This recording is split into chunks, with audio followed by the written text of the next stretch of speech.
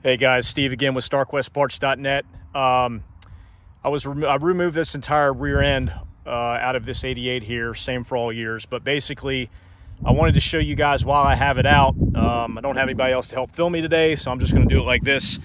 If you all need to remove your axles to have those replaced, or you need to remove your rear diff and torque tube assembly, I'm going to show you basically how you would do it while it's on the car. So, I mean, the steps are the same. You'll just be working from underneath, but I'm going to show you just a couple little tricks of how I do this when I don't pull the whole rear cradle like this. So, first things first, it's a 6-bolt axle. So on the 87 and under, you got 4 bolts. This is 6. It's just a 14 millimeter on your impact here, and a 14 millimeter wrench to go ahead and hold this side. You're just gonna go ahead and buzz each one of these off. Once they get started, they come off really easily. I mean, always soak it in PB Blaster just for the heck of it, to make the job a little bit easier on you when you're doing it by hand under the car. But once you go ahead and take all of those off, a couple will be hard to get to. You just need to kind of rotate the wheel when you get it off the ground to get to the lower two, to spin these around. But then what you're gonna do, you're gonna take your mallet and you're gonna go ahead and hit this and break this free. This will go ahead and slop to the side, either forward or backward. And then that's just basically held in there by pressure. So you're gonna take your pry bar and kind of use that lip as leverage, and you're just gonna give it a couple strong pushes there, and it's literally just gonna pop that thing right out of the rear diff. And then you'll be able to just kind of slide this thing forward and take it out. And then reassembly is the exact same, opposite of that. So you go shaft in first, you'll squeeze it down, mate it up here to the hub, and then go ahead and put your 6 bolts back in. If you need nice axles with brand new boots and new grease, repacked and everything like that, I've got them. I save the good ones after they're inspected. I go ahead and get them refurbished by a local guy that does it. So I've got these in stock as well if you need them. Rear diff. So once you get under the car, you basically have 17 millimeters here, 1, 2, and then you have these as well.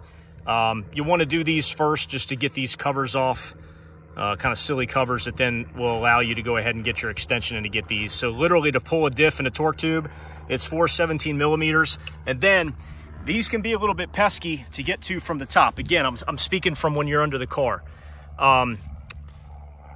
They're 14 millimeters underneath, but all you really need to do, these are hard to get from the top. You obviously need to hold them. Sometimes they just come out without you even needing to hold on to these, but you just need something to rest up against these. You do not have to get a socket on them.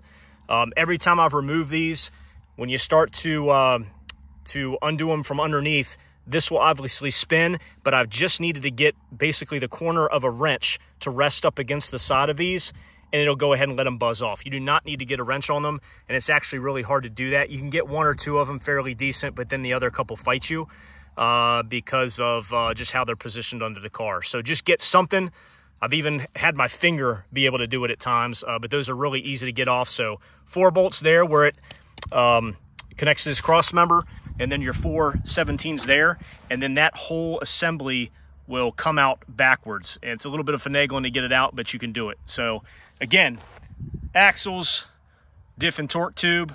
When you have this out, make sure to inspect your teeth on your torque tube as well as your mating gear. I've got a different video on that with a side-by-side comparison of a good one versus a bad one. So take a look at that if you get a chance. That's a very common problem with our cars. It causes some clunking and a bunch of other noise in the rear. So MKS Motorsports also has the bushings for these. If you ever need to replace them, go ahead and make sure you do that. Don't put these old ones back in. You're wasting your time. So anyway, just a little something on the rear here. If you have any questions, holler at me. www.starquestparts.net. Catch you later.